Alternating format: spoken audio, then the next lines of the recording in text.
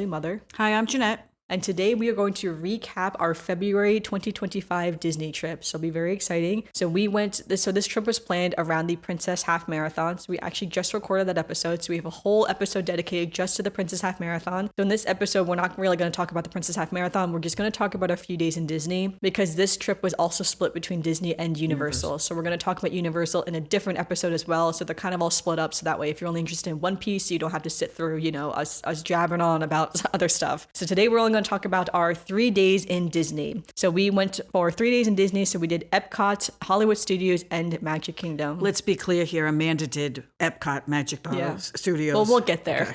Okay. So we arrived by plane on Saturday, February 22nd, and my fiance drove down the day before to Atlanta, and then he drove down to Florida on that Saturday. So we went to Disney Springs first. So this is where, so it's funny because when we went to Disney Springs, we always say, well, we don't really need anything, right? And then I immediately bought a bunch of stuff. We immediately go into Lululemon and come out with a big bill. Bought stuff. Literally in one of the stores I told him, I was like, I don't need any shorts. You know how many shorts I own? I own so many pairs of shorts. Amanda, I'm here. I'll buy you shorts. I mainly bought another pair of shorts at Lululemon. So Lord save me. But yeah, so we bought shorts at Lululemon. We bought makeup in Sephora. We're always buying stuff. So we went to Disney Springs. Then we had dinner at Summer House on the lake. So when we got there, my fiance was caught in a lot of traffic. So we were kind of waiting for him really to just get there. They started with the chips and guacamole, which was so good, honestly. It's like, because when they seat you in Summer House, they have an open kitchen. I love Summer House. I love that restaurant. The atmosphere, the food, everything. But when you come in and they seat you, it has an open kitchen. So as we were going by the open kitchen, somebody had already, they had put out for them to deliver to somebody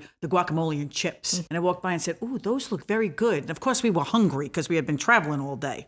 And they were very gracious about the fact that we still hadn't had one person in our party. Well, it's funny because we told them as well. It's like, oh, we're waiting for one person who's stuck in traffic. It's like, should we move our reservation? And they were like, no, it's okay. Just sit down. Go sit down. Okay. So I guess we will. So we sat down, we got the chips and guacamole, and I also had a mushroom barley soup. And then we had the grilled artichoke, which is the main reason I feel like why we're coming to this restaurant, because I love artichoke so much. It's so good. We had a grilled artichoke, and my dad also had a salad. And then I had spaghetti with some red sauce. Ted had spaghetti and meatballs, and both you and Dad had the shrimp cocktail for dinner. Oh, shrimp cocktail was out of this world. I mean, if you want to have shrimp cocktail out, this is the restaurant to have it in. It was out of this world. I know, it did look really good. It was. It was very good for a shrimp cocktail. The thing is that after we had the guacamole and chips, and then after we had the artichoke, and then, I said I didn't want to eat anything too heavy at that point. So I was like, oh, what do I have? What do I have? And I said, oh, I'm going to, I'll just have the shrimp because it's got protein, it's got what I need and whatever. And I got to tell you, it was the best shrimp cocktail I've ever had. No, for sure. So then when we were leaving, we did get some cookies. We got 2 of the regular just chocolate chip cookies. I got the very last M&M cookie, and we also got one of the peanut butter cookies as well. I do think their cookies are really good, honestly. They are very good. Some of the best cookies, honestly. I think they're very different from Gideon's cookies. So it's just, they're a different type of cookie. Yeah, it's just what type of cookie you're sort of in the mood for, honestly. So we were staying at the DVC Bay Lake Towers, which is my parents are DVC members there. And so we were staying at Bay Lake Towers, but they were doing renovations. So part of the resort and the sky bridge between the Bay Lake and Contemporary Resort was closed, which was inconvenient. So we did have to walk around like peasants. We had to walk on the floor level, go up and down the escalators. Right. And we also did not get one of the newly renovated rooms. No. We got one of the older rooms. Right before the carpet changed. Yeah, we got one of the older rooms. Yes. So.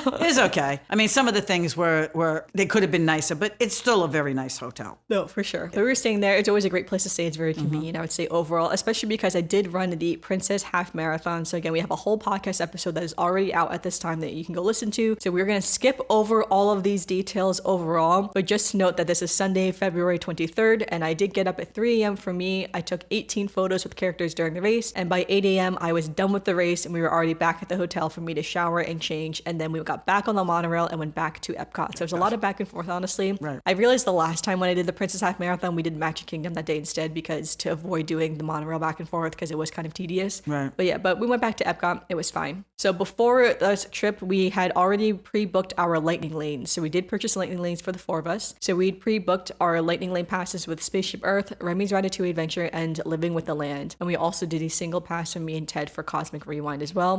But when we arrived, Spaceship Earth already had a pretty short line, Spaceship Earth right away. Because we didn't actually use the Lightning Lane, I couldn't book for Soarin' yet because Soarin' is considered a tier 1 ride, the same way Remy's Ratatouille Adventure is a tier 1 ride. So once you use one of your Lightning Lanes, then you can book 2 tier 1 rides. But because we hadn't used it yet, I couldn't book the tier 1 ride. So we had to wait a little bit. So I didn't book anything yet. So after we did Spaceship Earth, one of the best rides, we did get stuck there for a little bit, right by the burning of Alexandria Library. Oh yeah, we sat there for a while. So we did that. The thing couldn't get a photo of me, I remember too. It's like I remember like I was so clear in my face and it just did nothing. I didn't get a photo. Yeah, but Ted got a good photo of his though. What did yours look like? Oh, I never looked. You don't look. All right, well then we went over to Journey of Water. The Journey of Water was funny because I feel like the parks were crowded these days, but Journey of Water was kind of empty that day. That was empty, which was very unusual. It was the only thing that was kind of empty. That was the only thing.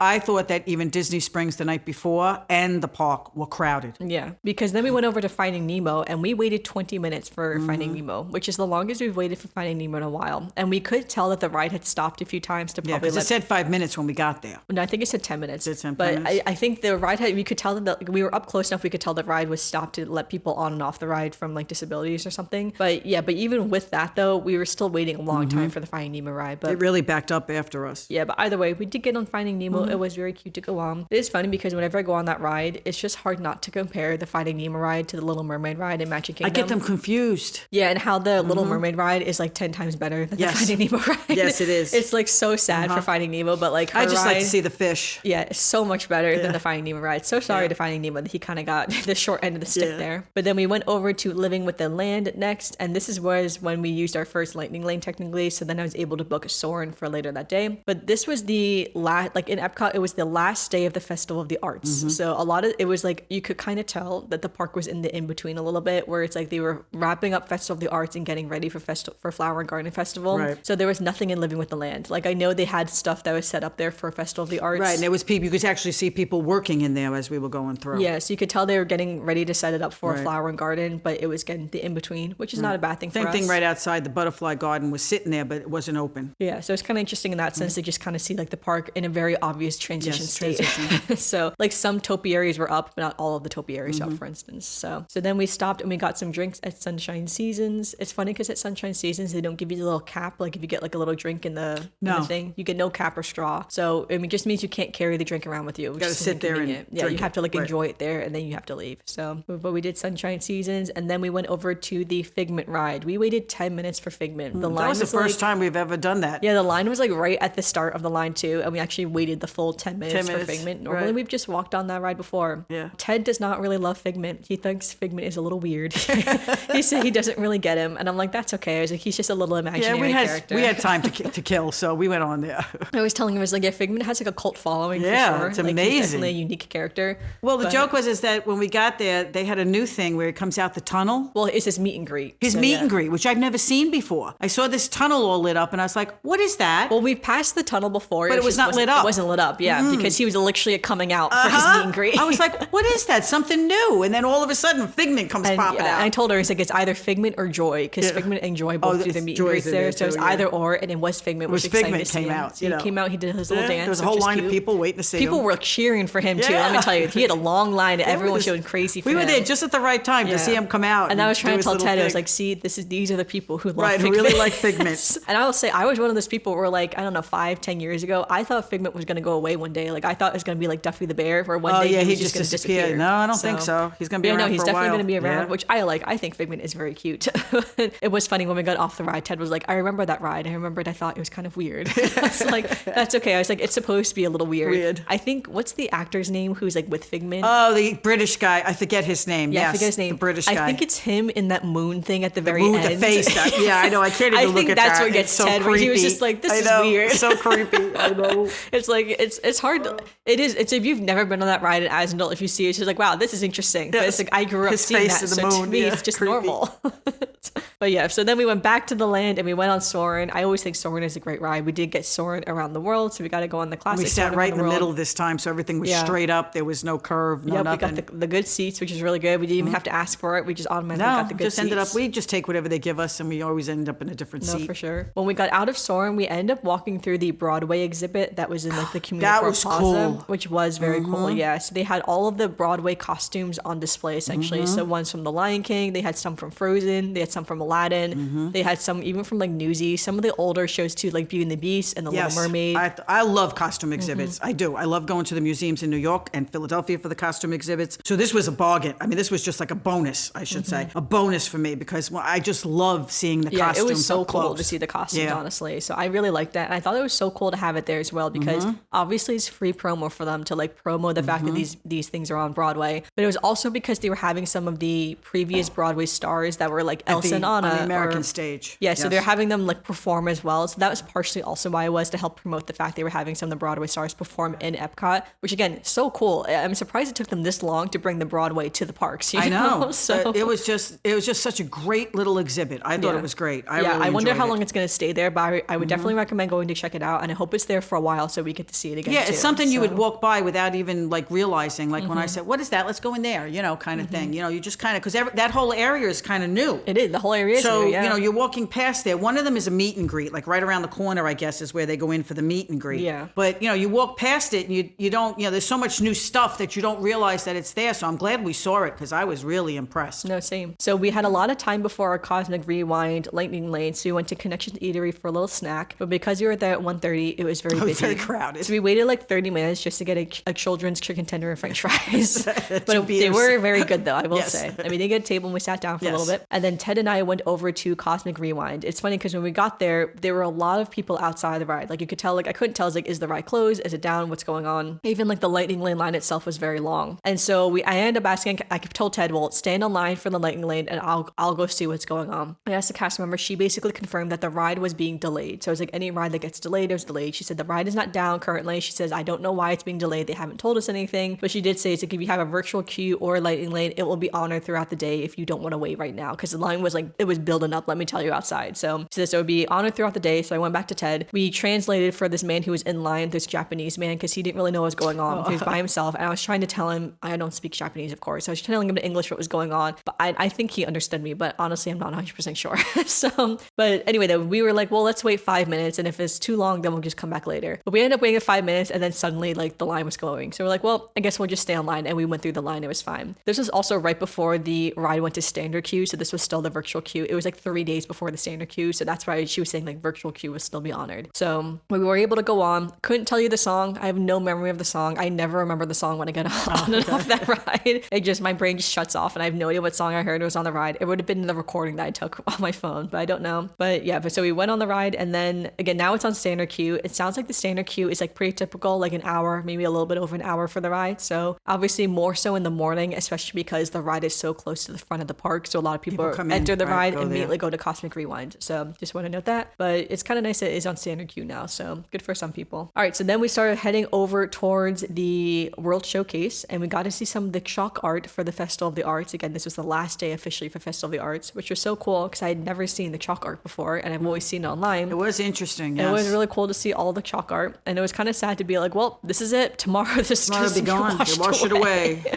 So at this point, we were all feeling it. Specifically me, I was feeling it because I had been up since 3 a.m. and I ran 13 miles that morning. But that's why we decided to go to Epcot instead of Magic Kingdom, because Magic Kingdom, you want to stay to see the fireworks. Epcot, you could say, I'm getting tired. Yeah. So we ended up, so we went through Mexico, but we were having dinner later at Mexico. So we actually just kind of walked past Mexico. Let me tell you, the World Showcase was packed. It was so crowded. I wanted to see what the chocolate chip cookie at the Kringle Bakery was in Norway. The line for that was longer than the rides. Yeah, the line for the bakery was out the door, wrapped around the building. It was wild. It was like the and frozen. You can't see what's in the bakery from outside. Yeah, you have to wait online. You have to wait online. Yeah, and it's like I just wanted to see what the cookie looked like because I heard it was really good. And I thought maybe I would get it. No, we didn't get it. The line was so long. Frozen Ever After, and the line was wrapped around multiple times in Norway. It was wild how crowded it was. So then we went over to China. China, of course, is a little bit quieter. We went through the store and then we decided like let's just sit down. So we went inside of the Temple of Heaven and we sat down for like over an hour, honestly. And Mulan was doing her little meet and greet inside the Temple of Heaven. So we walked her to her meet and greet for like a half hour and then she waved goodbye to me as she left, which was very cute.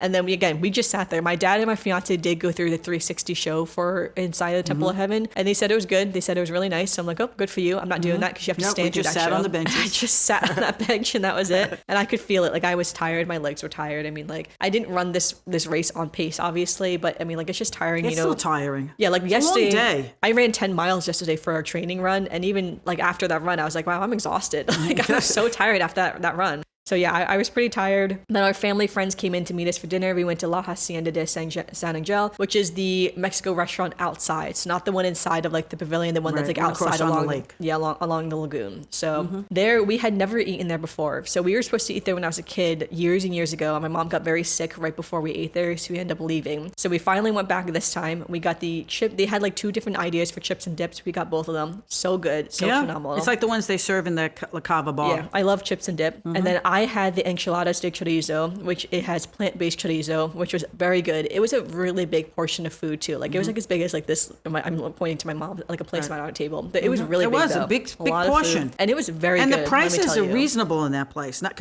compared to Disney. I would say, especially too for the amount of food you get. I think it's like, I think my dish was still just under $30, but like, the amount of food I got was pretty good, all things considered. Like I couldn't finish it. Yeah. I mean, like I went hard on the chips and dip, which is the mistake you always make when chips and dips are in front of you. When you're in front of you, you have to do that. But I mean, like the enchiladas were very good, and I am a big Mexican food eater, and I've had lots of enchiladas, so I really liked how they did it, and I liked how they seasoned their chorizo. Okay. So again, I've had some chorizo. Sometimes it's very dry, the plant-based ones, because like it's plant-based. There's no actual like juice from the meat or fat from the meat to keep it moist. Had good flavor. But I thought theirs was very good. My mom had the ensalada hacienda, and she added steak on top of it. Yeah, because it's funny. It doesn't say anything on the menu about. But when I know enough that I eat a lot of steak, salads with protein, because I try to stay away from the carbs, and I didn't want to eat anything with a lot of stuff. And I'm not a big Mexican eater, so I'm fussy. But as soon as I asked if I could get protein, they immediately just rattle off all the stuff you can get on it. And I got to tell you, that salad was delicious. Yeah, it looked really good. It was a delicious salad. The steak was done to perfection. I mean, they put a steak on it. I got the steak, the beef on it. I got to tell you,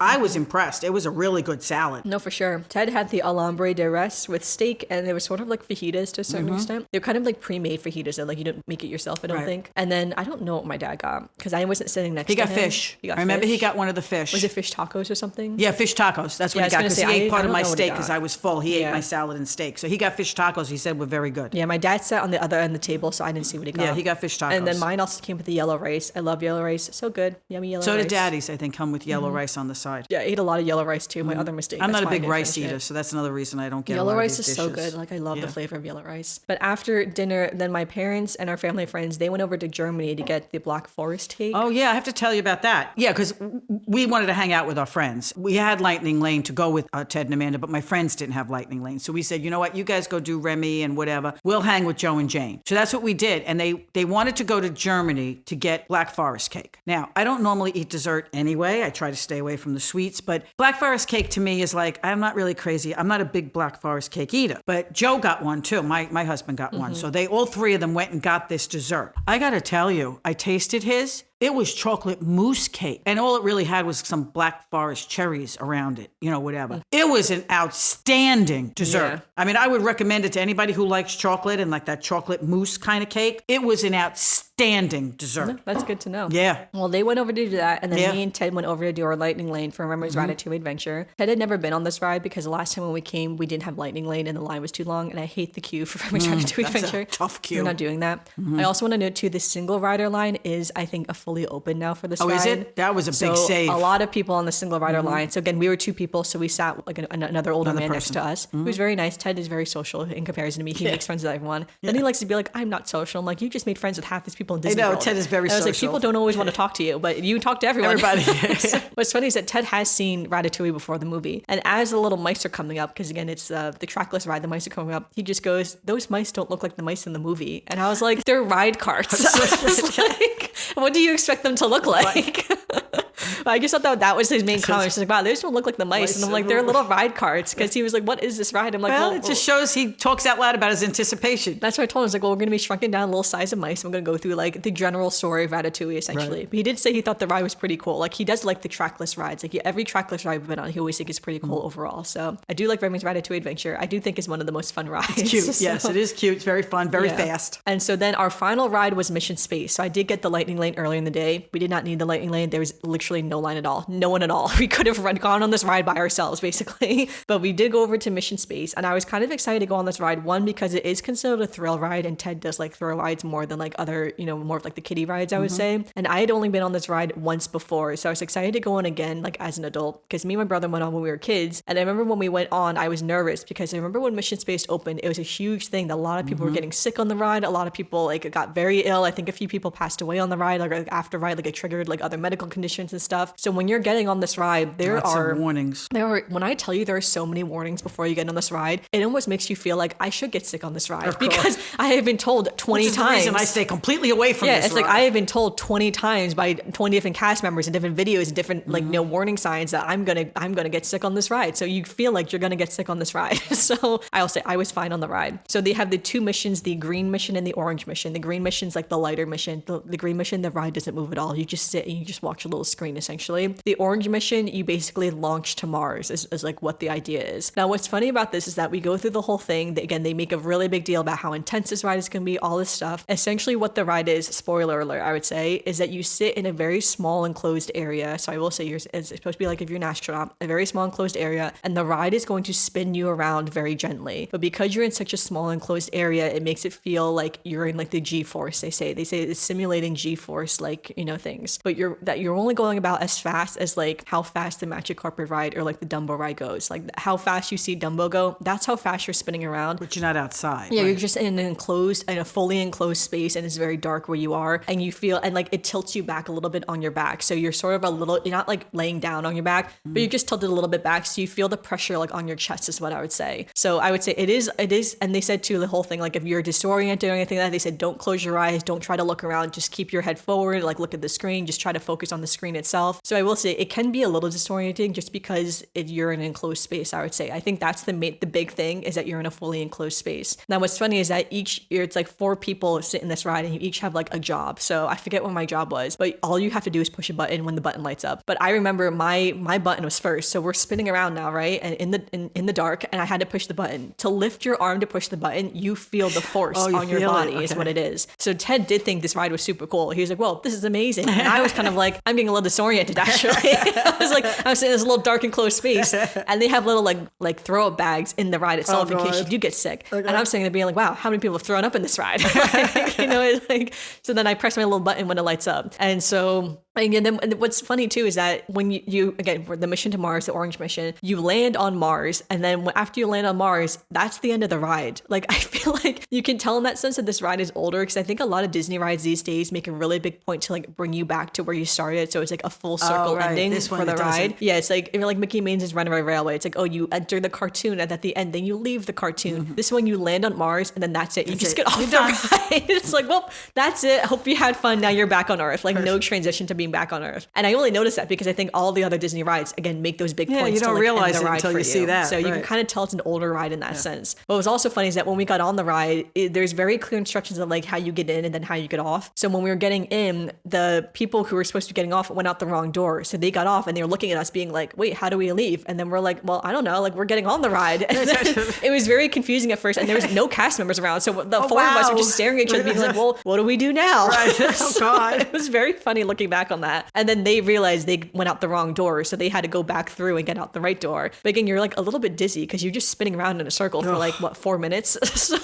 don't even want to think about it. In the dark. So, don't even want to think about it. Okay. But I will say, yeah, Ted did like the ride. He thought it was cool. And I did like the ride too. It was fun, I would say. Now, would I say this is a must do? No, I don't think this is a must do. I would definitely skip this ride any other time. I don't think it's something I need to do every single time I go. But probably if Ted's there, we probably would do it again because I think he'd want to do it. Yeah, right. I think he thought it was pretty cool to feel like, because again, they say like, this is the G-force. I'm like, is it really the G-force? I don't think so. I can't believe it really is, but okay. I don't know. So yeah, so after that, then we took the monorail back home, and then the electrical parade woke us up at 10 p.m. as it does. As usual, right. As the electrical parade does, because the music is so crazy loud for some reason for that electrical parade. But all right, now we are only on, we've been jabbering for too long. All right, we got to get through these next 2 days. All right, so Monday, February 24th was our Hollywood Studios day. So my mom woke up and she did not feel well. No, 3 o'clock in the morning I woke woke up. I was perfectly fine, absolutely fine. 3 o'clock in the morning, I started to get that tickle down the back of my throat, started to cough. And I thought, oh, my allergies must be kicking in because it's been so cold in New Jersey, the allergies haven't kicked in. But now I'm in Florida, so obviously this is my allergies until we got up in the morning. And then I realized,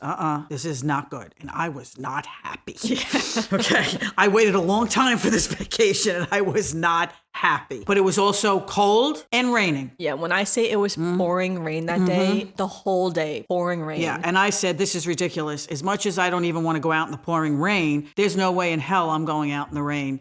Feeling like, so Joe and I stayed back at the hotel and Amanda and Ted went off to their vacation. So I have not told my mom anything about what we done in Hollywood Studios. I did post it on my Instagram, so she would have seen most of it I saw anyway. things, you're right. So again, it was absolutely pouring rain that day. And so I did have my little rain jacket with me. But when I got to the park, honestly, even when we just got to the bus, I quickly realized I had my Dooney and Brooke like Disney bag with me. Now that is a $300 bag. And I was like, there's no way I'm going to let this bag get soaking wet. So I did buy the $12 poncho and I wore the poncho the whole day. It was probably worth it. It was fully worth it to buy that poncho for the bag. And I will say it was pouring rain so hard the entire day. It was honestly just worth it for myself too, just to like have a poncho on for the day. So our pre-booked lightning lanes were Mini Mickey's Runaway Railway, Toy Story Mania, and Tower of Terror. And we did have the single pass and Rise of the Resistance as well. So Mickey and Minnie's Runaway Railway was first. So this is when I quickly learned every time you enter a building, you have to take your poncho off. It is They never used to do that. They absolutely, every cast member saying poncho's off. It's like when you're at the TSA like thing, it's like take the belt off. That's take a the new thing. Out. I wonder why they do that. So it is because the ponchos, essentially the water just slides right off your poncho, right? Oh, so that everything gets wet. The floors are like soaking wet in a lot of these places. And for some, like Mickey and Minnie's Runaway Railway isn't bad because it's for the most part kind of all carpet to a certain extent. But for some of these other places that's more of like the linoleum or the wood floors, it's so slippery that people were definitely tripping and falling. So you instantly have to take your poncho off. And then again, lots of people are saying ponchos have to come off once you step into any building in the park. The poncho had to come off. So we started getting I learned quickly how to get the poncho on and off pretty fast, honestly. And then I would just hold it for the most part. And again, the water really does just slide right off the poncho. And I mean, like I will say, they do work pretty well. Like you are completely dry underneath your poncho, so it is worth it. Unless you're wearing long pants, which I always have on. Yeah, well, so I can't use a poncho. That happened too, because even my shoes were soaking wet too. And you could see it on the people who are wearing like long pants or leggings at the bottom of their pants are wet because again, the water just slides off right the poncho right into the bottom of your pants, and then it rides up the leg because everything gets soaking wet. So then we went over to Smuggler's Run next, and then we did have Lightning Lane for that. So like I switched the Lightning Lane. We finished Mickey Minnie's, got Lightning Lane for Smuggler's Run. We were the gunners. That was the position we got, and I would say this is the most fun position for me. I've done all three positions: the pilot, the gunners, and the engineers. And gunners to me is the most fun because pilot I find is very difficult. I think piloting the Millennium Falcon is very hard, honestly, because again, you're only either doing up and down or left or right. So it's very difficult, honestly, to do it. And I have never been good at it. Every time I've done it, I've been horrible at it. But the gunners is fun because when you press the little button to shoot the gun, you see the little laser shoot. So it's like you actually are controlling the shooting of the gun. When he tells you to shoot the little like hand claw thing, so to speak, when you're grabbing the Calaxium, you see the little hand claw thing go out. Like you have a lot of agency over what you're doing, which I think is really cool. And when you are like blowing up the other ships, which I always feel bad because I'm like, wow, there's like someone in that ship and I just killed someone, but I don't know. It's like if you think too hard, you start to feel bad about it. That, right? But you actually see like the ships blow up that you're shooting, which is really cool, honestly. Whereas low key, the engineers do nothing. The engineers fix the ship, so to speak, but you just press a button and there's like no immediate satisfaction from it. There's like I don't know. It's like I've been an engineer, not a lot of satisfaction from being the engineer, but the gunners I think is the most immediate satisfaction. It's way easier than the pilots, and again, you actually visually see what you're doing, which is super fun. So there was just 4 of us in our little cockpit, so it's just us and then a father and a daughter. Ted, we actually were picked for the pilots, and we told them, it's like, do you guys want to be the pilots? So they went ahead of us to be the pilots, and they were actually pretty good pilots, all things considered. The reason why we didn't get two things of Calaxium was my fault. And unhook one of the things fast enough, even though I was pressing the button as fast as you possibly could to shoot at it, and I don't know. You could tell that Ted's side was detached and my side was attached, and we didn't get it. So it is what it is. It's fine. After Smuggler's Run, we headed over to Star Tours. So we did do Lightning Lane for Star Tours because it said that there was a 20-minute wait for Star Tours. When we got there was a line for it. I don't know if it would have been 20 minutes, but I mean, like, there was definitely a line for it. Again, the parks were crowded, so there was a line for Star Tours. When we got one of the older videos with Darth Vader and Princess Leia, which was honestly so fun. I prefer the older videos to the newer videos personally. I think it's just because I grew up with like Darth Vader and Princess Leia and those sets of characters rather than with like Kylo Ren and Rey and all of them. And the kids in the front row were having such a blast. Like they were going crazy over this ride. I was like, good for them. Because it's like sometimes I worry that they're going to close this ride because it's kind of like outdated to a certain extent. But it's like, I don't think they are. I think it's still a fan favorite for people. So now this was right before noon at this point. It was like 11:30, I would say. And we had already walked past Grand Avenue, which is where the Muppets are. And I was taking some photos in there. And Ted had seen Pizza Rizzo. And he was just like, oh, what is that place? And I said, like, it's a pizza place. He's like, oh, well, let's go there to get food because he wanted pizza. And I was like, okay. So we headed over to Pizza Rizzo for lunch. And when we got there, again, another thing, ponchos off immediately. But they had bags for us, like the little Disney, bags. And so you could put your poncho in the bag. So you just had to carry it around. So I ended up keeping that bag for the rest of the day to carry my poncho around when I went inside. And yeah, their floor is full linoleum. And they said we've already had multiple people slip today. That's why they were giving you the bags, okay? And they had multiple cast members by all the entrances giving people the bags to say you have to take your ponchos off before you even enter inside of the restaurant. And so definitely made sense for that area as well. Because of the time we got there, it was pretty empty because it was like 11:30. It was like before the rush, I would say. And so we got our pizza. So I just got the plain pizza and Ted got the meat lovers pizza. It just had like, I think meatballs and pepperoni on it. Nothing too crazy. But they did serve alcoholic drinks here as well. So he also got a beer too. The pizzas came with a salad, which I thought was really cool. So it came with a salad and then you could pick the dressing. So we both got Caesar salads with our pizza as well. So it was kind of expensive. I think it was like $12, something like that for this like very small pizza, honestly. But I mean, like it came with a salad. So I'm like, well, you can get pizza and a salad. So it's not the worst thing in the world, And then I did get a Sprite as well. But again, they don't give you a lid or straw. So you do have to finish it there. And that's the only thing that's inconvenient because I don't like drinking Sprite not with a straw. I just don't like when ice hits my face. So I'm kind of a baby when it comes to that. So I didn't even finish my Sprite. But we did sit there for a while, which is nice actually. And it was also kind of sad too because Pizza Rizzo will eventually close, I'm assuming, when Monstropolis is built, which is the Monsters Inc. Oh yeah, once they build a new thing, right? Yeah, so it's kind of funny because when we saw a few of the restaurants, I'm like, well, that's going to close. And after we were done eating, Ted was like, that was pretty good. I'm like, well, probably one of the last times we'll still probably make it some kind of pizza restaurant, I would hope. I'm assuming so, like, or like some type of like, like quick service because it pizza seems place. to be very popular, the pizza, because people love pizza. And it's very easy to get to, it's like a very, approachable item, especially for kids. Yes. And honestly, the pizza was pretty good. Like, it wasn't bad. So it's like, I'm not complaining here. So no, pizza is pizza. I mean, you come out of New York, pizza is different, that's what I'm but saying. it's like, still it was pizza. Pretty good. So like, not gonna lie. So after that, we were talking about Muppet Vision 3D, and I had told Ted I have actually never done Muppet Vision 3D. I'm personally not a big Muppet fan. I just never have been a big Muppet fan. So we had never done it. We always just skipped it because we're like, we're not gonna do that. So we were like, well, let's go do Muppet Vision 3D because I've never done it before. So we went in there, and I will say it actually was really cool. I will say it was really fun. It was really cute. It was a lot different than I thought it was going to be, and it was very funny. Like I found myself, me and Ted, both laughing throughout the show. Like it was very entertaining. But I will say the theater is very specific. Like there's lots of stuff in the theater, like even more so than Mickey's PhilharMagic, that they would have to recreate this whole theater if they were going to move it. Like it's not like just a screen show that they could just put another screen. Right. Like it involves the whole theater, I would say. So I don't know if it's going to move over to when they move it over to like where Rock and Roller Coaster is. I don't think they have plans for that. Not that I've seen. I don't think so. I think it's just going to close, which is kind of sad because I will say it was a pretty good show. And there are a lot of kids who really like the Muppets. Yeah, there are. And again, there were things that happened in that show I was not expecting. Like one of the Muppets, I don't know his name. I'm so sorry. I don't know the Muppets' names. You're watching the show. There's a few little Muppets that are like in the box seats, right? So they're kind of like funny in the box seats. I think we saw this when you were young. Probably when we were kids. I've seen one of the this show. Muppets, a Muppet comes out fully dressed, like full grown adult type Muppet comes out and like does this little thing in front of you. And we were sitting in the first row, which just happened to be where we sat in the theater.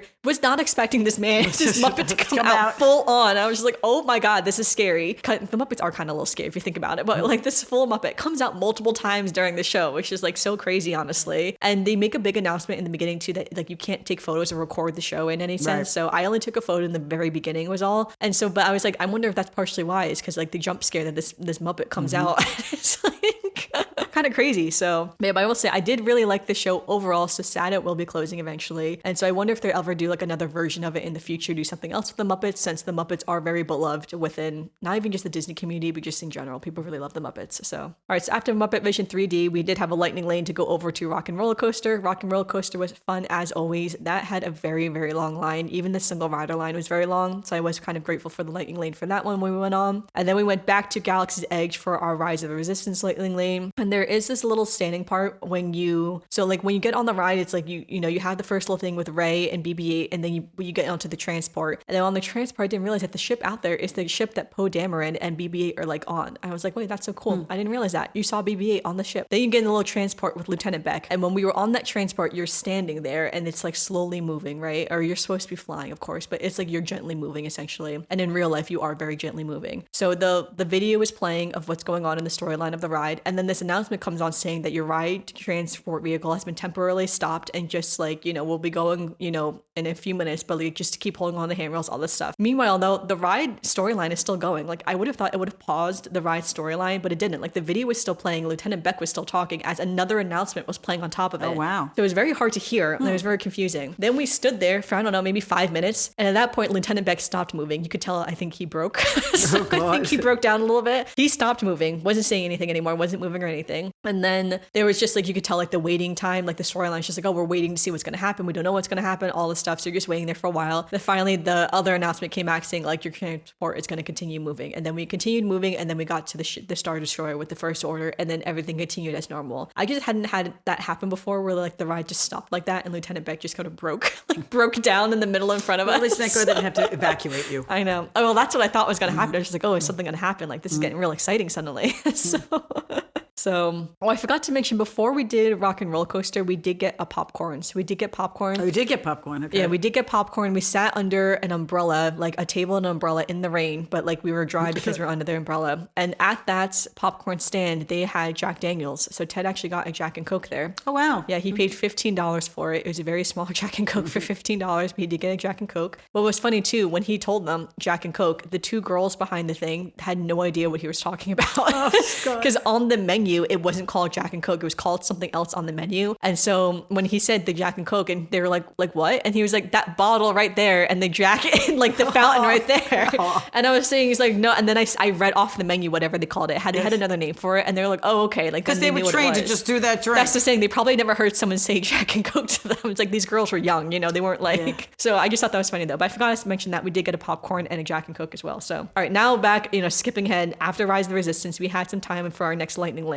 And I really wanted a blue milk. And so I was like, all right, I'm going to go get my blue milk. I got the blue milk. The blue milk was $10. I will say that may be the last blue milk I have. Oh, really? So, it's not worth $10? It is very good, but yeah, I don't think it's worth $10 is what it is. Just at the end of the day, I just don't think it's that good to get it for $10 is all. It's like, if you think about what Ted got in his Jack and Coke for $15, it's just like, this is not worth $10. I would say that drink should be $6 or $7 in my opinion. It's the experience of having your blue experience milk. Of having the blue milk for $10. I know people are going to pay it. And so I did get it. It was very good, but I'm probably not going to get another one. I kind of just wanted like the photo with it. And I remembered it being good from the first time I had it, so that's why I kind of wanted it. But again, probably wouldn't get another one personally. So then we went through to Toy Story Land through the back entrance. So Ted had never been through the back entrance, so he didn't know where we were going at first. So we went through the back entrance, and I had a lightning lane for Alien Swirling Saucers. I had never actually been on Alien Swirling Saucers, so I was like, well, let's go on. Let's just see what it is. And I told Ted, it's a kid ride, so it's just like, Nick just never been on. When we went on this ride, it is weird. It is not like the teacup ride at all. You essentially sit in this thing and like swings you back and forth, but then the thing itself sort of switches between like the different circles.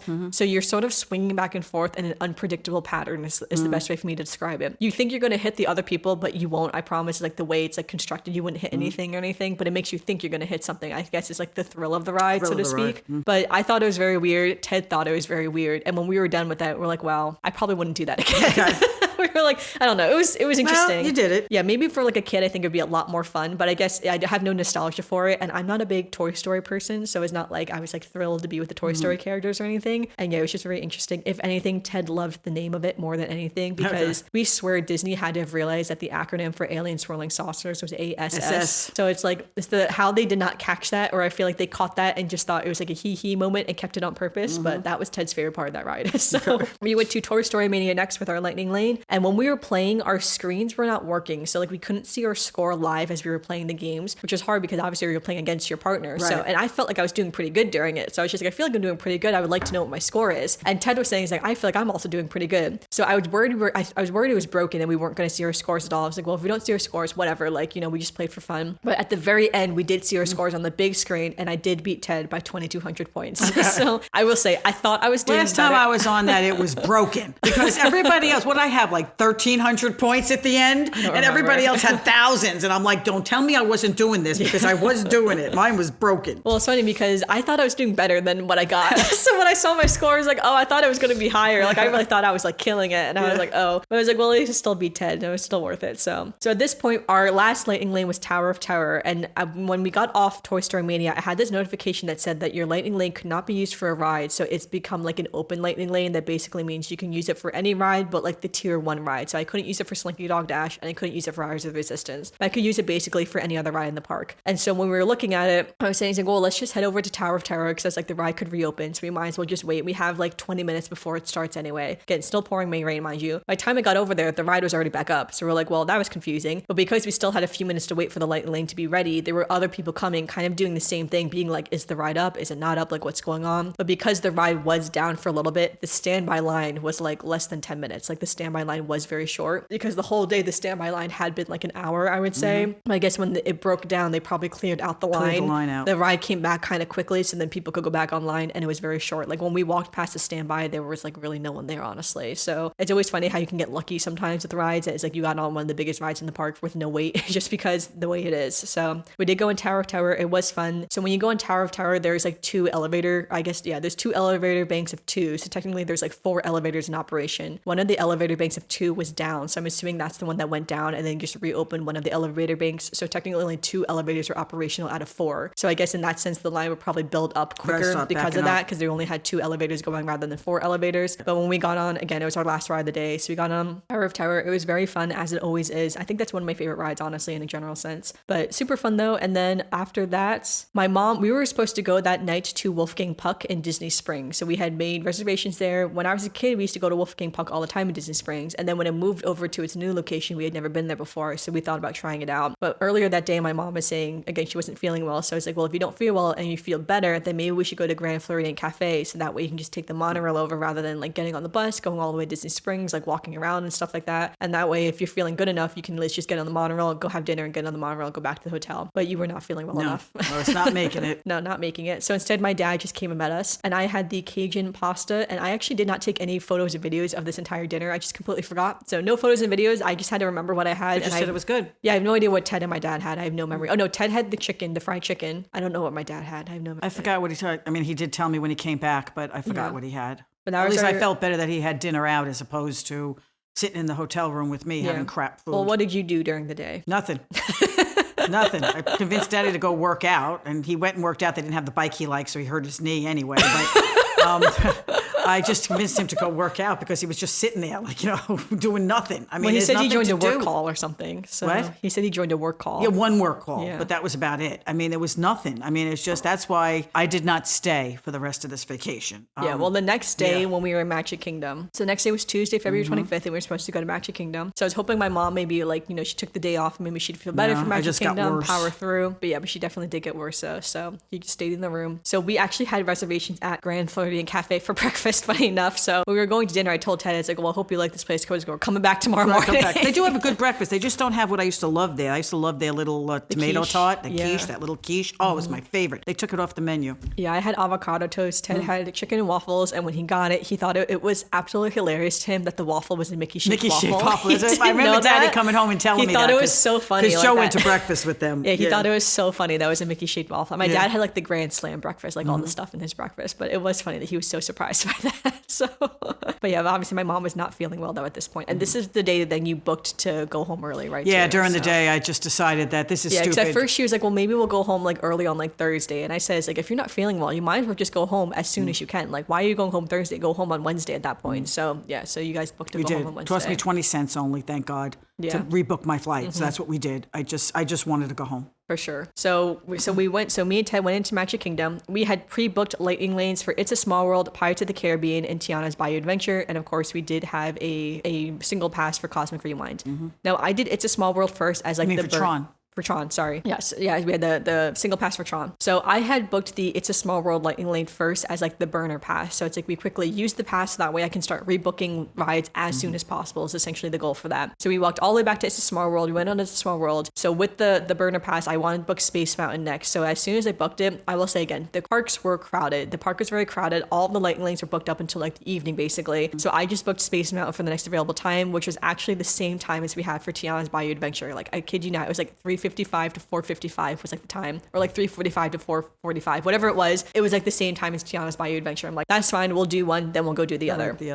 So we did It's a Small World. Then I was like, well, maybe we'll go do Haunted Mansion. When we got over to Haunted Mansion, the line for Haunted Mansion was halfway down Frontierland. Like it was almost to like halfway to like. And that's a slow moving. Yeah, it was like halfway to the Country Bear Jamboree. It was wild how long that line was. And I told Ted, I was like, we're not going to do this. Let's just go do something else for now. So then I said, I remember he really liked the Jungle Cruise ride, so I couldn't get a lightning lane for that. So we're like, let's go over the Jungle Cruise. So we went over to the Jungle Cruise. The standby said 50 minutes. So I was like, well, you know what? Let's just do it. Ted left to go get a drink, and then I got online first. I was going through the line. I will say we did wait exactly 50 minutes, but the line continuously moved the entire time. So it wasn't like we just stood for 30 minutes. You don't feel bad. Yeah. Yeah, that line kept moving the whole time, so it didn't feel that bad. Ted also came back with a popcorn for me, so I also ate a popcorn on the ride on the line too. So we had our popcorn, he had his soda, and we got through the line. It wasn't the worst thing in the world, but yeah, and the ride is always fun. Like he thinks those jokes there are like the funniest things ever, like those corny jokes. So some of them are pretty funny, I will say, that you do giggle. So after Jungle Cruise, we head over to Pirates of the Caribbean. We did have the lightning lane for Pirates of the Caribbean. Now, if I could have redone this day, knowing what I know now, I probably would have skipped Pirates of the Caribbean and done the lightning lane for Haunted Mansion instead, because the line for Pirates of the Caribbean was always shorter than Haunted Mansion the whole day. Okay. Haunted Mansion was around an hour for the whole day. Pirates of the Caribbean was around 20 to 25 minutes for the whole day. And even I've been on Pirates many a times. I've seen the queue many a times, and I can tell when I look at the queue how long it's about going to be. And I could tell, I was like, oh, I should have switched this. But I like Pirates better than Haunted Mansion. So when I pre-booked this, so you always make sure you get that one. Yeah, so before we came to the park a week ago when I pre-booked it, I prioritized Pirates of the Caribbean. But I think in the future, I need to keep in mind, prioritize Jungle Cruise or Haunted Mansion over Pirates, because the standby for Pirates isn't really that bad. Honestly, I actually really like the standby for Pirates because I like the dark dankness, you know, the smell of it and stuff when you're in there. So it's really not too bad to wait standby for Pirates. So whereas like the standby for Jungle Cruise and Haunted Mansion kind of suck because they're all outside. Right. So you're outside, you're in these tight little queues, you know, type thing. So yeah, thinking back of it, I would have switched it. But either way, we got on Pirates of the Caribbean, still one of my favorite rides. And then we decided to head over to Tomorrowland because our Tron Lightning Lane was going to be ready soon. We got caught in the Festival of Fantasy parade that was happening, which Ted did not know that parade existed. So he was like, what's going on? I was just like, we need to get across, but we have to wait for the parade to end. So we saw the very tail end of it. Then we got across. Of course, it is always chaos after the parade. So it was everybody so wants crowded. to go in a different direction. So crowded when we got there. We actually had a little bit of time. So we did the People Mover first. We waited exactly 10 minutes for the People Mover. It wasn't bad. Like there was really no queue for it. But you know, sometimes they stop. So like the top doesn't get too crowded up there. And then at this point, it started to rain a little bit. So again, in Hollywood Studios, it poured rain the entire day. And in Magic Kingdom, it was cloudy the whole day, but this was the only part of the day where it rained during the day. So it just rained a little bit on the People Mover. And I would say it was almost like a strong drizzle to a certain extent, but the rain did stop eventually. Then we went over to our Tron Lightning Lane, and this was Ted's first time being on Tron. So he's seen the movies actually. I've actually still never seen the Tron movies. I've seen the movies. Not the one from the 80s and not one of the newer ones. They were good movies too. Yeah, so I do want to see them eventually. So we went on the Tron coaster, so the coaster goes, and then you get to the end, and you're sort of still sitting there before you get off, you know, like on any coaster, there's like a waiting second. And as the coaster was done, I turned over to him. I was like, so what did you think of Tron? His first words were, I'm getting a motorcycle. I was like, you are not getting a motorcycle. Like, that's not happening. So it is a very fun coaster.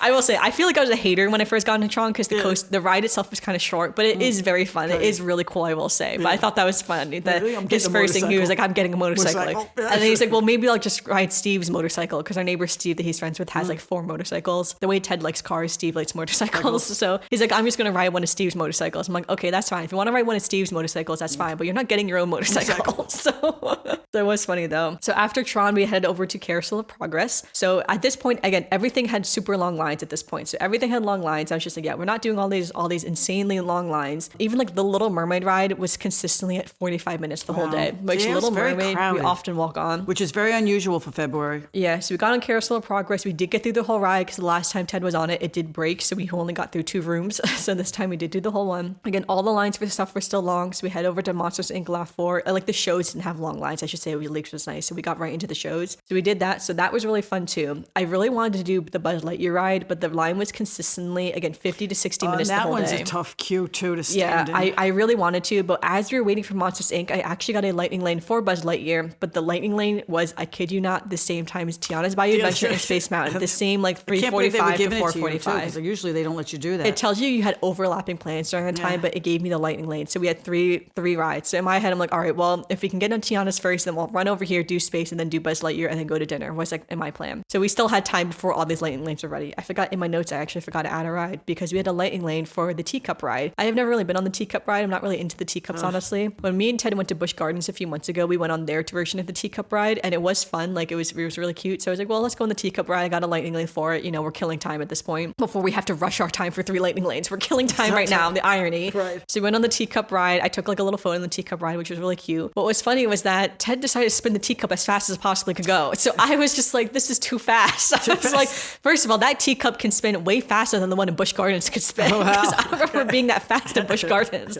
But we spun in a little teacup ride, which was fun, honestly, to go on the teacup ride. And then after we got off again, we still had time. So I was saying, well, let's do Standby for Haunted Mansion because I did really want to go on the Haunted Mansion ride. When we got over there, it said that the queue was 40 minutes. So the queue had gone down a little bit. The queue it still had a person waiting way far out, but it was moving a little bit quicker. So I was like, all right, let's just get on the line. I was like, if it ends up being bad, we can always get off the line if we want to. But when we got on, I think it said 50 minutes and we only waited about 40 minutes from like actually getting into the Doom buggy was 40 minutes. So it wasn't actually too bad overall. But then what happened was that when we got on the ride, we stopped for like 7 to 10 minutes in the Madame Leota's room. And at this point, the Tiana's Bayou Adventure Lightning Lane was ready. So now nothing to Haunted Mansion. Not saying we wasted time, but like we were eating up time waiting in the Haunted Mansion ride. To get to when in my head, I'm like, we need to be getting over to Tiana's very soon because now we have 3 lightning lanes that are ready right now. Right now. So I was like, oh no, if we had not stopped that long in like the 7 to 10 minutes in Madame Leota's room, we probably would have been a lot better. But yeah, we were running out of time. So we got off that line and I told Ted, like, we got to run to Tiana's Bayou Adventure. So we did. We ran over there. Now, Tiana's Bayou Adventure and even Splash Mountain, I feel like are notorious for backup. So we got onto the ride and the logs back up instantly. Before you even like get out of a little queue of like after you get on the ride, the logs are already backed up. You're like waiting so long. All these logs backed up. I think they're running too many logs at once, honestly. So for us being on that ride, I think we were on that ride for like 20 minutes. I was like, we were on that ride for so long. What's funny is that after we got off that ride, Ted was like, I don't remember going on that last time, like 2 years ago. And I was like, oh, well, it was closed because they were building it. So I was like, we didn't go on this 2 years ago. We were in the 3rd row as well, which I was happy about because I actually didn't really want to get that wet. I kind of just want to go on and see the animatronics and stuff. There's been a lot of criticism for Tiana's Bayou Adventure because the animatronics have been breaking down a lot. But I think it's interesting is that the Disneyland's animatronics are breaking down rather than the Magic Kingdom's ones, which I think is funny because Disneyland opened after, like 6 months after Magic Kingdom. So you would have thought Magic Kingdom's was the ones that was breaking down first, but it's not. The animatronics in Disneyland are breaking down. The fabric is coming off Louis. Like a lot of stuff is happening. Wow. Apparently Tiana in the final scene was broken for like 2.5 months and they just ran the ride with her broken. Like she didn't move at all. And everyone's saying it's pretty sad considering this ride cost millions of dollars. Like everyone waited for it. People are saying the storyline isn't really that good for it, honestly. And that the ride, like the animatronics are already breaking. And I'm like, well, the one in Magic Kingdom, only 2 of the animatronics didn't work. 2 of the ones right next to each other weren't working, but all the other ones did. So we don't have that problem. And they all were in good shape, I would say. Like none of the clothing was tearing or anything like that. So again, I wonder what's going on in Disneyland. Not really sure. So I don't know. But anyway, though, so after Tiana's Bayou Adventure, we literally ran to Space Mountain. We ran over there. We got in with the lightning lane at the absolute last second. Like the ride, the lightning lane was done and we got in and we buzzed in right at the last second. No, there is a grace period for lightning lane. So obviously we probably would have gotten in with a spare 10 minutes. But you know, we got in just in time. And at this point too, I did try to move the Buzz Lightyear lightning lane for after our dinner reservation, but I couldn't because obviously it was all used up and the only available lightning lanes were after the fireworks, which we were not going to stay for. So we just didn't do Buzz Lightyear for the day. So we got onto Space Mountain. We went all the way through the queue. And then when we got right up to the front, like we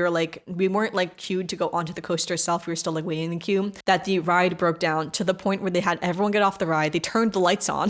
Like, oh my God. We were staying there and they used to make this big announcement saying, it's like, sorry, the ride broke down. We were in the lightning lane like thing still. They said they're going to give all of us our lightning lanes back. And they gave lightning lanes to some of the people who were in the standard queue, like in the very front. So we had us all go down this tunnel. They scanned all of our badges again. So we got the lightning lanes back. And it was the same as the Tower of Terror one where we could have used a lightning lane for like any other ride except for like the tier 1 ride. So we couldn't do like Tron or Seven Doors Mine Train or things like that. We basically could have done any other ride. So I was saying, it's like, well, we could do Buzz Lightyear, but if Space Mountain comes back up, then we'll do Space Mountain. Now, the irony of this is that this was Ted's 3rd time trying to get on Space Mountain. When we went 2 years ago, the first time we tried to get on, it broke down. We waited a long time to get back on the ride. The ride never came back up. We got lightning lanes for it. We tried to get on the ride a second time that day. The ride broke down again. We never got on the ride. We never went on Space Mountain last time. So for this to be the 3rd time Ted is trying to get on Space Mountain and it broke down again, I was just like, wow, that's crazy. It's like, maybe you're just not meant to go on this ride. Right. Now at this point, this is when we had our dinner reservations at Tony's Town Square. So I wasn't sure if either of my parents were kind of got them in for this dinner reservation, but neither of them did, which I didn't think you guys were. We didn't make it. At this point, we were also already texting too about like my mom leaving leaving early and stuff like that. So we went into Tony's Town Square. We had the garlic breadsticks, which is the main reason to go there, honestly. I feel like everyone going there is going for the garlic breadsticks. I've heard the mozzarella sticks are also very good too. Yeah, if I was going to be there, I was going to try them this time. Yeah, I will say I'm personally not a big mozzarella stick fan. I don't usually like mozzarella sticks, but theirs do look very good. Like I probably could have like a bite or two of it, but I could not eat a whole. I could never eat a whole mozzarella stick. Like a share. Yeah, that's but the garlic, protein.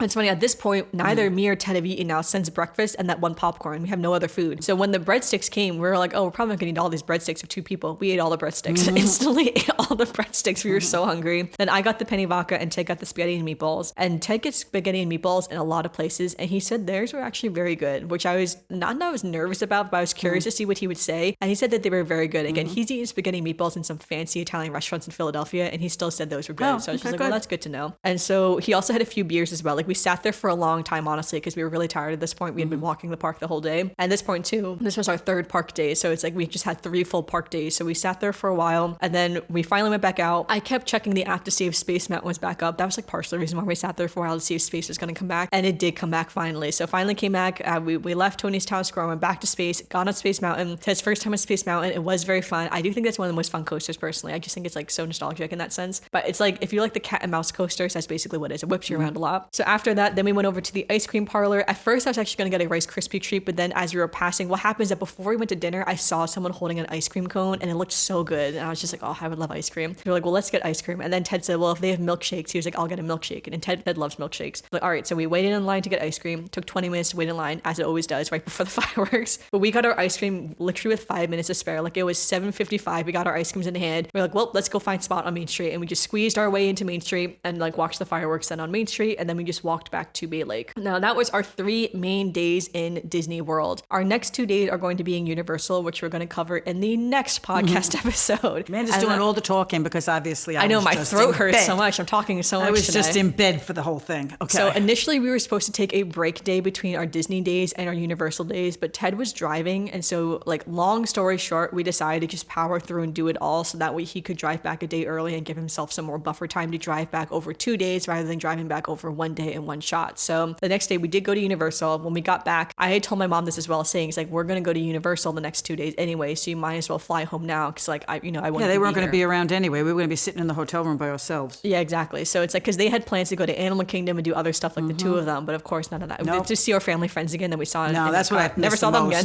Yeah, I didn't get to see my friends another couple of times. Yeah, but that was kind of the recap. Yeah, I feel like this is a very long recap, kind of blabbered on for a long time. I probably went into too much detail on some of these aspects, but it's okay. But yeah, but again, I feel like the parks are very crowded during these days. Overall, we did get to do basically everything, but I will say we got to do basically everything because of the Lightning Lane. So obviously you pay for the Lightning Lane. It is costly. That was something we talked about way back, is that I just consider it the expense of the vacation. Yeah, like it is very costly to do Lightning Lane. And even so, Lightning Lane and Magic Kingdom, like we still didn't even do all the rides if you think about it. We only did like half the rides. Like, yes, I did all my favorite rides for the most part, but there's a lot of rides like we didn't do, you know? Right. Whereas in Hollywood Studios, we basically did every ride in Hollywood Studios. We just didn't do Slinky Dog Dash, but we went on every other ride, I'm pretty sure. I'm trying to think. Like we didn't do the Indiana Jones show was closed. I don't know if I mentioned that, but the Indiana Jones show was closed the whole day because of the rain. And then, I mean, like I don't think some of the other shows aren't even open. Like the Little Mermaid show's not even open yet. We didn't do the Star Wars show, that thing that's like in the back theater. Yeah. We didn't do that. We never really do that, honestly. And we never do meet and greets too, of course. So like we're not character meet and greet people. So we never wait online to do the meet and greets either. So that's just like a personal thing for us. We're just not meet and greet people. But even those lines, long lines for the meet and greets. It was very, one day I was even in Epcot and at Disney, and even going to Disney Springs. I said,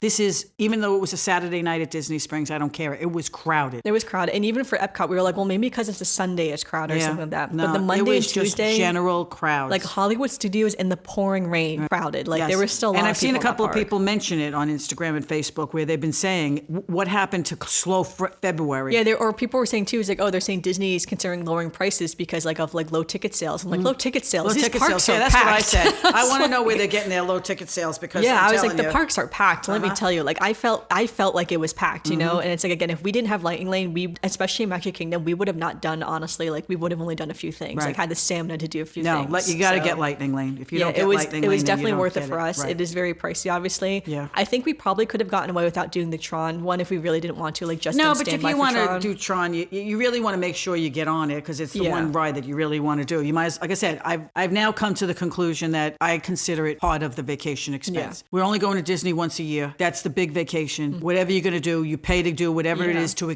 enjoy the days you're there. For sure. And I say, in my opinion, it's very expensive, but I do think it is worth it because your time in the park and your efforts in the park, I think is basically worth it to not be spending all of your time and energy waiting on all of the lines for every single ride. So that way you can sit down for a little bit and have a snack, or you can, spend longer at dinner because you're not rushing to get the next thing or thinking, which is some things we got to like wait to do. online. Yeah. So I do think it's We're worth very it. fortunate that way. Yeah. Unfortunately, it is worth it, but it is worth it, at least for us, that we'll continue to do. So, but I feel like I did have a fun 3 days in Disney World. It was very sad once, you weren't feeling well because I did miss you the whole time. I know. Yeah. Because it's like Ted doesn't love Disney, he No, definitely me and Amanda really do love Disney. Yeah, like he does like Hollywood Studios. Like he even said in Hollywood Studios, he's like, oh, I like this park a lot better than Epcot. He was like, yeah, I didn't really love Epcot that much. And obviously Magic Kingdom is going to be even lower down the tier. Yeah, that's the same thing for Daddy too. Yeah. Well, Daddy likes Epcot. He doesn't mind Epcot. He likes Epcot. He likes going to, the different things. But yeah, Magic Kingdom is on the lowest of his level. If he could skip Magic Kingdom, he would. For sure. But I do think Tron helps a little bit because Ted did like the Tron ride. And he was sad that Big Thunder Mountain was closed. It's closed right now for Richmond as of recording, and it was closed and we were by there. the time he goes again, it'll probably be because when we went over to Tiana's Bayou Adventure, he kind of saw it and was just like, how come we're not going there? And I said, it's like, well, the ride's closed. For Richmond. And he was like, oh, okay. So because after we couldn't do Space, he was like, well, the only other ride I wanted to go on was the ride that's closed. And I was like, oh yeah, I forgot about that ride. So it's like, I forgot that's closed right now. So but overall it was still fun. But yeah, it was sad because I did miss both my parents being in the parks with us, because it would have been a lot more fun with all four of us hanging out and going on the rides. I was very upset. Not only was I upset that I was sick, I was upset that I was missing my vacation. And it was one of those things too where it's like I've never gone to Disney World without my parents before, and I have been in the parks without them before. Like one time, like I've gone to It's a Small World. Like I remember one time with Luke and Ashley. And you guys went into the park after we went back to the hotel. I've done certain things in the parks like without my parents before in the parks. It's not like I haven't done that, but it was like sad to think it's like, oh, my parents are here, but they're like, my mom is sick, which sucks. It's like she's not having a good time. And I was saying too, it's like, you put a lot of effort into planning these vacations, and to get to them and not be able to do anything else on the vacation, then leave early because of it, it's just such a bummer. So well, like I said, thank God I got to go home, because as much as it's a nice hotel, you're staying in a nice hotel. Well, did you want to share? You guys did get takeout from Steakhouse 71. Oh yeah, well we got takeout two different. Well, the only place in the Contemporary really to eat and to get food out of that's close by, that's not a big hassle, was to go down to the Contempo Cafe or to get takeout from Steakhouse 71. So the first night Daddy went to have dinner with you. I don't even remember what I ate that night. I got to tell you, I don't even remember what I ate that night. I think you got a steak, didn't you? No, the second night I got a steak. Okay. The second night I said I have to eat something because I really hadn't eaten well. Daddy went down and bought some very expensive bagel for my breakfast, which $4.50 for a bagel, and it was the worst bagel I've ever had. Well, we're also from New York, New Jersey. Yes, where bagels but still, is like it was not worth $4.50, but at least it had peanut butter on it. I was trying to keep up my strength because I knew that not eating was not helping the fact that I didn't feel good. So the second night I told Daddy, I said, okay, we can get takeout from Steakhouse 71. I looked it up and you could order on the thing. And I have to say, they really did it well. You go on and you order, you put the order in, and then it tells you when you get there to tell them you're there and to expect that it's like eating in a restaurant. They're going to prepare it fresh while you're there. So when he got there, he had to tell him, I'm here. And then they tell you, okay, it's ready. Go pick it up at the desk, because you order it when you get there. I have to say, steak was very expensive, and my being sick, it was kind of a waste of money, but it was very nice. They gave you everything you needed, to the thing. The steak was done right. It came with sauteed broccolini on the side. It was delicious. I have to say that I was impressed with the takeout from Steakhouse 71. The way they packaged everything, the way they gave it to you, the fact that it was done fresh. It wasn't, done and then just sitting there waiting for you to show up to pick it up. I think everything they did about it was very good. I only ate half of it, and because we were leaving the next morning, I had to throw the other half out. Well, I was thinking too, it's like, thank goodness we bought those cookies from Summer House on the Lake, because I noticed you guys were eating the cookies very slowly in the Daddy kitchen. was eating them, yes. Yeah, Daddy kept picking at the cookies. Well, he could have gone over to like Contemporary. I know, he could have went anywhere, but it's different if he was sick and I was running around getting the food. Yeah. I would have gone downstairs and looked to see what was there. And get more snacks, get more things. But when I'm sending Daddy to go get something, it was like, okay, just get me this or just get me that, because my head asked me to bring something back. Yeah, my head. Well, it was so funny because when Daddy went with you to Contempo, when he went to Grand Floridian for breakfast, if I would have known that he was coming back after breakfast, because originally I told him he could go into the park with you if he wanted. If I know he was coming back from breakfast, I would have ordered a regular breakfast. You should have ordered a takeaway, yeah. Yes. I would have ordered a regular breakfast from them, because I would have got an avocado toast. Oh my gosh. Dad told us you were going to have a bagel. Yeah, because he bought a $4.50 crap bagel. So that's why I didn't even think to say, is like, well, Mom doesn't want takeout from here. Because he's like, oh, Mom wants a bagel. I'm getting her bagel. And I was just like, oh, she's not feeling well. She just wants a bagel. That was the only thing I could think of to tell him to just go get me that with peanut butter so I would have something in my stomach. Yeah. Like I said, if it was me, if I would have known he was coming back, I would have said, well, I'll wait and get avocado toast. At least I'll be having something that will be nicer, you know. It didn't matter. I was sick. I was miserable. I just wanted to go home. So I got on the plane, put a mask on, okay? I got on the plane, put a mask on. I was sitting, we couldn't sit together because obviously now it's a last minute flight. So I was sitting in a window seat next to somebody else and I coughed once. And when I coughed, I even took my sweatshirt and put it over my face because I figured the woman immediately got up from her seat, went and got the stewardess and made her open up a package of masks and put a mask on. Which is fine. It's like, girl, maybe you should have brought your own mask. I know. I was like, if you're that worried about it, you know? That's just like, if you're that concerned, you should have, like, I always wear a mask on a plane. Yeah, you know, but I sat there and just behaved. behaved myself. I didn't eat, I didn't drink, I didn't do anything. I just sat there and just kept the mask on. And anytime I had a cough, which wasn't that bad, but anytime I had a cough, I had but it was a deep cough. And I would even be worried if I was sitting next to me. But I got home and I felt bad and I was really happy that Amanda and Ted were having a very good vacation. Yeah, it was still fun for the 3 days in Disney. I'm glad that they did it. At least you still had Epcot, which is our favorite part. Yes, at least I had my one day. We didn't do the full World Showcase because again, like I was just so tired from the race. No, I knew that day was going to be a short day. That's why we picked Epcot because at least we don't really mind if we don't stay for the fireworks. You know, and the fireworks at Epcot are at 9:00 at night, so you're not going to stay. They're too late. So. But you know, if you're that dead tired at Magic Kingdom and you got to stand around and wait for the fireworks, it's not fun. But the fireworks are only at 8 though in Magic Kingdom. Yeah, but it's not fun. So Magic Kingdom's always a good day when you have the day to enjoy and do whatever. Well, yeah, those are our 3 days in Disney World. So I feel like I went into a lot of detail. This is a very long podcast episode. So I will just do a little bit of Disney news right now. The only Disney news is just that the Disneyland 70th anniversary celebration has more updates to it. So we talked about this previously that they're doing like in the celebrations for the 70th anniversary with the It's a Small World, like the song and everything going on. The It's a Small World is also going to get a new facade called the Tapestry of Happiness. I don't know what it's going to look like yet, but they say they announced that for the 70th anniversary. And they also said that Miguel and Dante from Coco will also join the ride as well in like the Mexico part, which Disneyland has that in their It's a Small World where they have like the Disney characters in each of the locations. Magic Kingdom's version does not have that, so it makes sense that they're going to do that for Disneyland. They also said that the Toy Story Mania in Disneyland will have some new elements. They didn't say what the new elements were, but they're going to have new elements. Okay. And that the World of Color show in Disney California Adventure Park will have a Boys to Men rendition of Rainbow Connection, which I thought was interesting. And they also said that the Muppets will be included too, like the Muppets are going to do a tribute. And last but not least, they announced that there's of course going to be new outfits for the Fab Five and that there's going to be a new popcorn bucket, which I thought was kind of funny they were saying that now, but they didn't show what the popcorn bucket was. All right, and I'm rushing through this just because this is a long episode, but last but not least, our Disney birthdays. We have Julia Marcovaldo on March 18th. She is from the Luca movie. And St. Patrick's Day on March 17th. I think this episode comes out on St. Patrick's Day. I don't remember. Yeah, it's on Monday, I think. Yep. Yeah. So happy St. Patrick's Day to everyone who celebrates. And that leaves us with our final segment of the podcast, our Disney memory. So do you have a Disney memory for No. This whole episode was a memory for me. Yes, I refuse to talk about a memory because I'm just pissed. Well, that's okay. Well, I will say the next episode in real life, if you have been listening live, is actually going to be our review of the live action Snow White movie. So next week is going to be Snow White, and then the week after that will be Universal, like my Universal recap. Okay. So we were going to record the Universal recap right now, like in real life again, like as we're recording this. But episode-wise, the Snow White episode will come up first, and then Universal will come out. Yeah, Amanda's going to be exhausted by the time we're done here. Yeah, if you're waited with she's doing all the talking. Because I will say I have lots of opinions on Universal, so that will be a very fun episode to listen to. So I'll definitely be promoting that one heavy, especially as someone who's more of a Disney person than a Universal person. So it'll be very interesting. So I'm sure everyone's waiting with bated breath on my Universal recap. Yes. But first, we haven't even seen Snow White yet, so it's like we're going to do Snow White see first, that. which will be fun as well. So, all right, but thanks everyone for listening to this week's episode of the podcast. I hope you enjoyed listening to our very lengthy recap of only 3 days. Can you imagine if we went for more days? We'd have to split this into two parts. Not me just blabbering on for so long about my 3 days in Walt Disney World. We did so much in 3 days. Well, let us know. It's like, how have you been enjoying the parks? And when is your next trip? What is your countdown looking like? Make sure you give us a review on Apple Podcasts or Spotify, wherever you're listening. And make sure you subscribe to our brand new YouTube channel as well, where all of our episodes are now going to live on that new YouTube channel. We would love to hear your feedback on, again, like things that we did, things that we missed, like what do you think Leighton Lane is worth it or not? The rides that we didn't do that you're like, oh, like, you know, the Seven Dwarfs Mine Train, of course, is always my must do. I would never skip it. I would never skip the Little Mermaid ride, things like that we did skip this time. So I'd love to hear your thoughts and opinions. But until then, we'll see you real soon. Bye-bye.